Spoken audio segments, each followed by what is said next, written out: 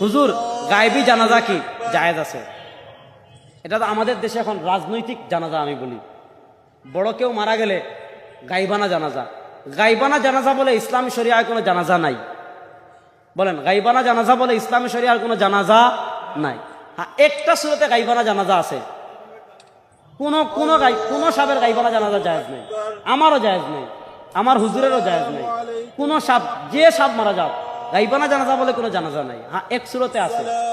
মনে করেন এক এলাকায় একজন মুসলমান আর কোনো মুসলমান নাই, তিনি মারা গেছেন, ওই এলাকার বিধর্মীরা তাকে জানাজা ছাড়া দাফন করে ফেলছে।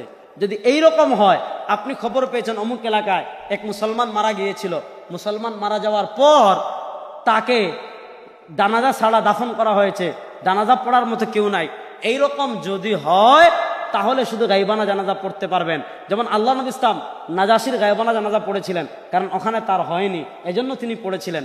এছাড়া আর কোন সুরতে গাইবানা জানাজা জায়েজ নাই। দেখেন, আল্লাহ নবী সাল্লাল্লাহু আলাইহি ওয়াসাল্লামের টোটাল জীবনে কত সাহাবা কত যুদ্ধে শহীদ হয়েছেন। আল্লাহ নবীর পালক পুত্র যায়েদ ইবনে হারিসা শহীদ হয়েছেন, হযরতে হানজালা শহীদ হয়েছেন। আল্লাহ নবীর কত মহব্বতের মানুষ, আল্লাহ নবীর কত ভালোবাসার মানুষ কত জায়গায় শহীদ হয়েছেন। নবী করিম ইসলাম জীবনে কারোর গায়েবানা জানাজা পড়েন নাই। এজন্য কেউ যদি মারা যায়, আপনি যার জানাজায় শরীক হতে পারেন নাই, আপনি তার জন্য দোয়া করবেন, আপনি তার ইসালা সওয়াব করবেন। গায়েবানা জানাজা নামক কোনো বিদআত করা যাবে